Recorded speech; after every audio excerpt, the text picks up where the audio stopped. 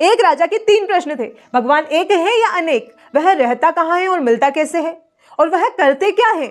तो इस पर एक साधु ने कहा कि महाराज आप ऐसा कीजिए, पहले मणियां मंगा लीजिए, गिनिएगा आप और फैसला हम करेंगे।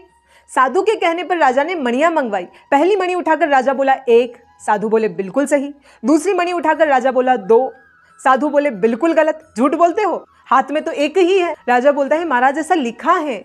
तो बोले लिखा तो है, किंतु तुम देख के भी गलत बोल रहे हो, तुम्हारे हाथ में तो एक है। तो राजा सोचता है बात तो सही है, राजा रख देता है। फिर तीसरी उठाता है और बोलता है 3। तो महात्मा बोलते फिर झूठ बोल रहे हो, देखो हाथ में कितनी है।